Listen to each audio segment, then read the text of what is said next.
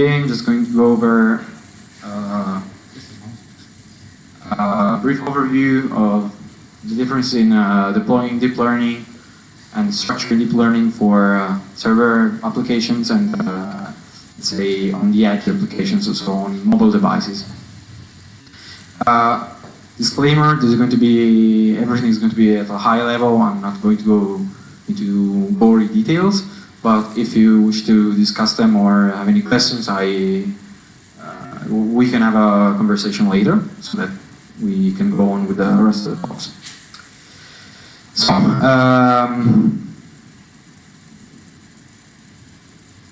the mouse was off.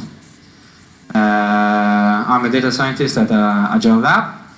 Agile Lab is a selling company that we focus on distributed systems, machine learning, and applying them like for our customers. We're a consulting company mainly, but we do also a lot of R&D, and we are developing internal products, as you will see. The name of the talk is Deep Learning on the Edge.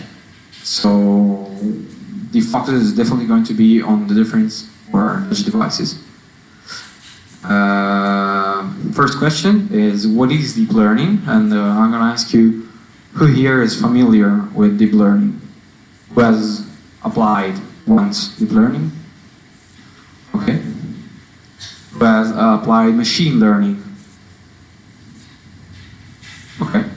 A good number. So, what is deep learning? Well, first of all, it's a buzzword. Second of all, it's a form of machine learning, where the main characteristics is that it's defined by deep neural networks, which means neural networks that have more than one hidden layer. Who has ever never heard of neural networks? Okay. Oh, never. So everybody's familiar with neural networks. So as you know, in a neural network, you have an input layer, and you have one or more hidden layers where the, let's say, nonlinear transformations happen, and then you have an output layer, which is where the classification happens. Deep learning is when you have a lot of hidden layers, this is just a broad definition. If you want a more in-depth definition, we can discuss about it later. The main difference with traditional machine learning is that when you do traditional machine learning, you usually have to go through a feature extraction and feature creation work, where you take the data, when you take all your features and you try to forge new ones, you try to select the ones that are most important to your work in order to extract the most information. In deep learning, this is not what's going on. You feed the raw data into the model, you apply a series of layers which apply a series of nonlinear transformations, and you obtain new representations which are usually black box in nature, so that you don't have a real sense for what they mean. This also allows you to have more power in being able to discern and classify your data. And this is because the actual representation is learned and is not guessed by the data scientist or whoever is doing the work. Deep learning requires to work well, requires very large amounts of data and a lot of computational power in order to train. So there's a joke going around the industry that if you want to get advice on why neural networks are a bad idea for your classification test, you should definitely ask a deep learning expert. Because most of the time, for traditional machine learning stuff, so you're not doing vision processing or NLP or stuff like that, you don't need deep learning. Most of the time you have low amounts of data, a random forest will outperform deep learning, and that's it.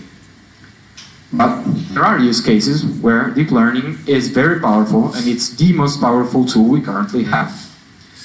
And we'll see a couple of those examples later. So, the talk focuses mainly on three things, which is hardware, software, and model differences in the stuff on the server side and on the edge. The first thing that we're going to see is the hardware side of things. So, as I just said, deep learning requires vast amounts of power in order to train. And this is usually done even for edge devices on a server with one of these bad boys, which are GPUs from NVIDIA or tensor processing units from Google, which are available on their Google Cloud service. These are very, very powerful and also very, very expensive tools that allow you to have huge amounts of layers, and mainly because they have a lot of RAM. So like Titan V has 12 gigs of RAM, V100 is available with 16 or 32 gigs, and this I have no idea because I don't have access to it. They also feature usually highly dedicated hardware, so like units dedicated to doing matrix multiplications and stuff like that. So like cloud TPUs from Google have dedicated sections of hardware, so pretty much like an ASIC that does only matrix multiplication, and they can achieve huge amounts of performance thanks to that. There's now a V3, which is liquid cooled and stuff. But these are mainly used, these are used for training all the models, but they are not always used for deploying the models, because the main disadvantage that these devices have is power consumption. Some of these units require 2 to 3 to 400 watts of power, and they are very powerful, but maybe not very efficient. And that's where these kind of devices come into play. So you have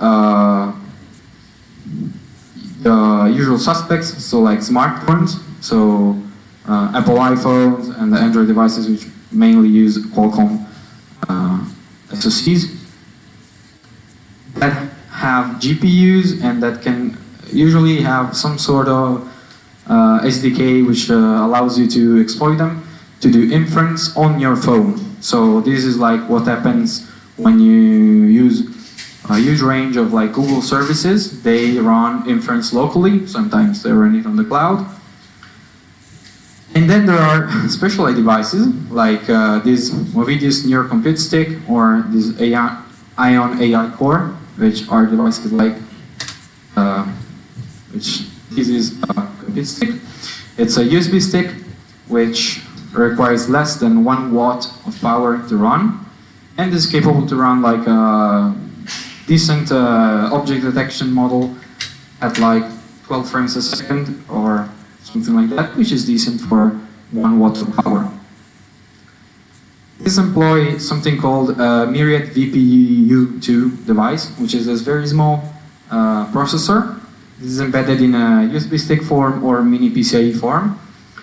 And so the main difference is these are not used for training. These are used just for inference. They're very power efficient. They can, like, you can use them on a drone, let's say, so that it can keep flying. If you were to put like a GPU on a drone, it would crash both for the weight and for the power consumption. So this is a broad overview of what's going on for inference devices, and this is what we are talking about. When you have edge devices, it's one of these things, and you can deploy a lot of them, which is also the other main advantage. You can put them on whatever, a camera or a toy car or a drone, and you can add smart capabilities to that device. So you can have your drone autonomously fly and so on. Oh, well, you can add computer vision capabilities to your drone. So next we're going to talk about software, and also here we're going for just an overview. So the pipeline, that one of the things that happens when you have trained a model is that you have to deploy it. In order to deploy it, you need, let's say, specialized software as well. So one of the main frameworks for deploying models is called TensorFlow Serving.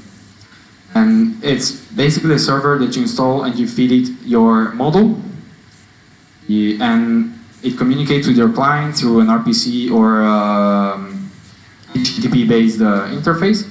and it can run your inference on its local devices available. So maybe a GPU, maybe a very powerful CPU, or sometimes you can have a Hadoop cluster or whatever. But what's actually happening in the industry very fast is we're starting to see a lot of dedicated model compilers. So one of them is TensorFlow Lite, which allows you to take an exported model in TensorFlow format, so PB or whatever, and convert it for your Android application or your iOS application, so that you can take advantage of your smart capabilities on smartphones. And this, what's going on in this step, what a model compiler is doing usually, is that it's converting the weights, it's discretizing them, it's reducing the number of actual values that you have to record, so that a model may fit in like a couple of megabytes of data, because imagine you have an application, imagine you have a deep learning model in your application, you want to update it. So if an update to your model takes up 2 megabytes, I think that's fine. If an update to your model takes 2 gigabytes, well, that's a big problem, because people are going to put off updating your application, so they'll never see your new model, if it's running locally, of course. And so what's going on is usually you're going to go from to half precision floating point number, so FP16. You're going to discretize your weights, and you're going to take advantage of the APIs that the platform you're optimizing for makes available for you. Next is the model compiler with a fantastic diagram that I made. It's the workflow that goes on when you use one of these devices. So what happens when you use one of these is you take a model that is already been exported, and it supports Caffe and TensorFlow, and you optimize it with the compiler. So again, half precision, and well, there's some other optimization that go into it. And the SDK usually allows you to interface in an easy way with your device, so that you can just call an API for inference, an API for loading the model. But I think the most interesting one that has come out of recently has an horrible name by Intel. It's called OpenVino, which makes no sense. If you type OpenVino in Google, you'll get a website that is like a blockchain for wine tracking and stuff, which makes sense. But it was previously called the Intel Computer Vision SDK, which made sense, but then I guess marketing got involved. So now it's called OpenVino. And this is really, really, really interesting, because most of the time you have a CPU available. And most of the time it's an Intel one, because AMD has become a player again in the CPU field just in the last year and a half. And not in low power consumption devices. So, and you don't have available to you something like a GPU. You cannot use a GPU.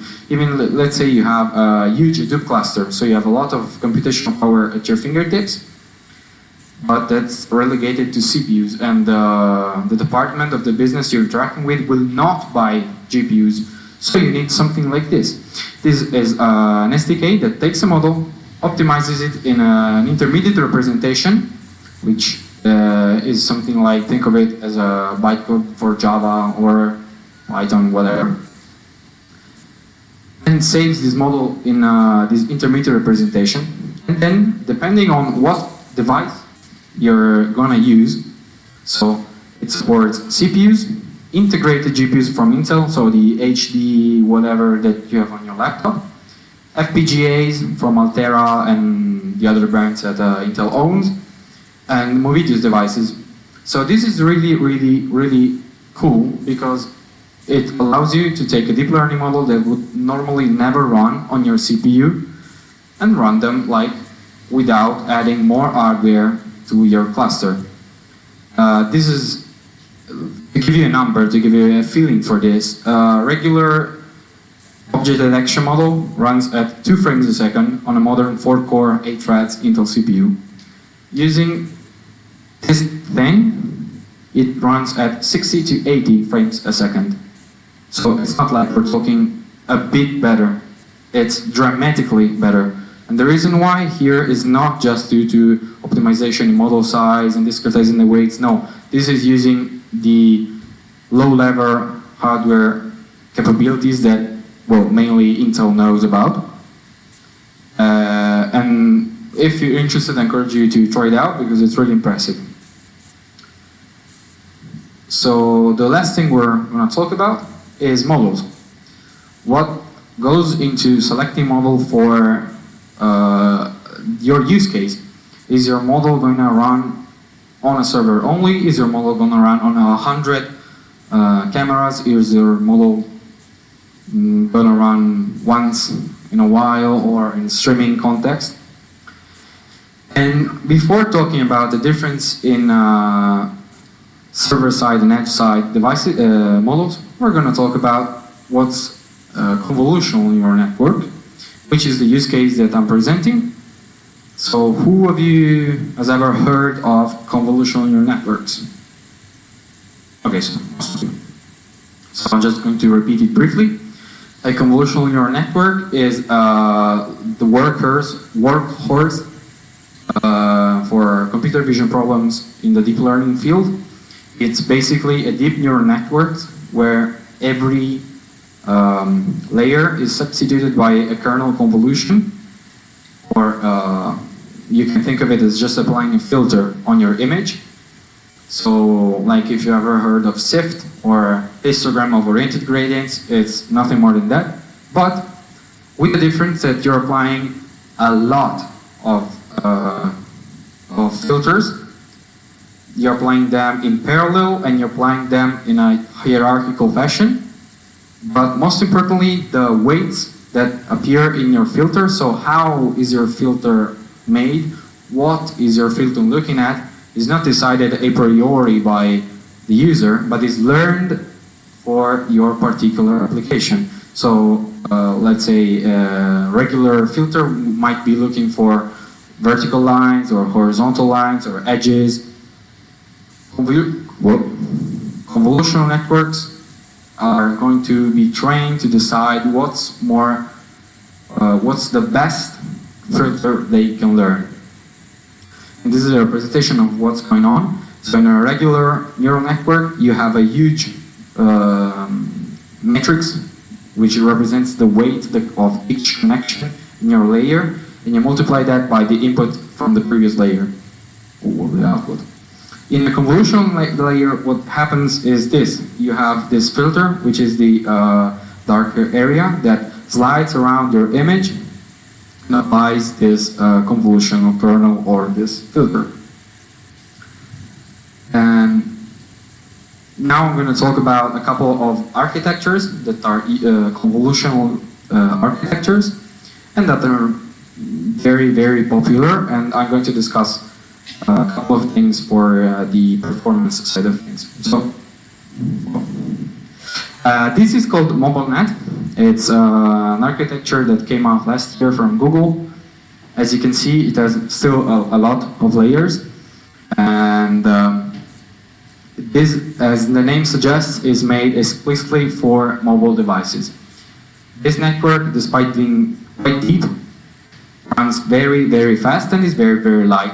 And the main reason why that is due to a thing called one-by-one convolutions and depth-wise separable convolutions, and we can talk about it later because it's not appropriate for the moment. But I encourage you to take a hard look at this, and it's very long, and then I'm going to ask you a question later. The second architecture we're going to look at is called VGG, from the Visual Geometry Group at Oxford. It's very used in the industry, and it came out quite some years ago. And it looks apparently smaller, or at least with less layers, than the MobileNet architecture that we just saw. And as you can see, it's made of the same stuff that the other one is made of: convolutions, max pooling layers, fully connected layers, and softmax. And the last one we're gonna take a look at is this monster, which is Inception V1 or GoogleNet as it's known. And this is the architecture of the network. It's, yeah, it's big. And I'm going to ask you a question based on what you are seeing. What do you think between these three networks? Which one do you think is the heaviest in terms of computing power needed to run it at decent frame per second? So raise your hand for number one, for mobile nets. So one is voting for mobile nets. For VGG. And now for GoogleNet. You would be wrong. Yeah, you know it. VGG, while being very much smaller, is very much heavier. This is in million of parameters for these three networks that we just saw. As you can see, VGG has 138 million parameters that can be set.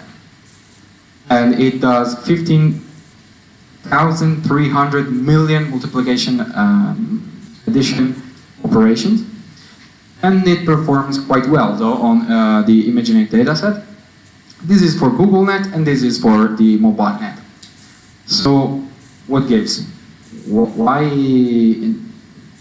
is this thing so much lighter? It's a whole order of magnitude lighter than just this. It's because of this thing called one-by-one convolutions, and what goes on in these layers called inception module layers, which are, as far as I can tell, they have been invented by Google, and the use of one-by-one convolution has been very central to the Google work. And they are also at the base, they are crucial in this network. When you see this DW, means it's stepwise separable, so it's a one-by-one. So you can see this is the filter shape, which for those of you that know about convolutional kernels, it means this is the spatial dimensions of the kernel that you're applying times the number of kernels that you're applying. As you can see, there are a lot that are just one by one, but with a huge number of channels. And without going to too much details, this is why these architectures are very light, and they can be used for inference on such devices. But so the message that I want to transmit is that when you're choosing your own architecture, don't just look at pictures or scary GIFs on the internet, but take a look at what's going on inside. And this takes a lot of time to research and to go in depth about, because for most applications you don't want to use VGG. On the opposite side, if you just read MobileNet, that's fine for your MobileNet for your mobile architecture, and for details, the maths details, we can talk about it later. So this is the accuracy on ImageNet, as it's a benchmark. As you can see, the MobileNet is the lightest, but it also performs better than GoogleNet. Lastly, I want to show you a use case where we apply something called a network based on MobileNet to the problem of logo detection, brand detection in live video feeds. So this is a product of ours, and this is running on a single Movidius stick for the logo detection part.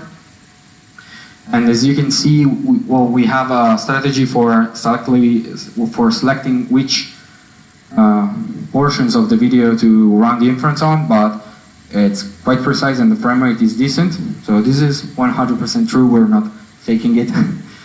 And this is called WASP IoT, which is our product for managing edge devices. So this is the kind of results that you can get with just a single 1 watt USB stick.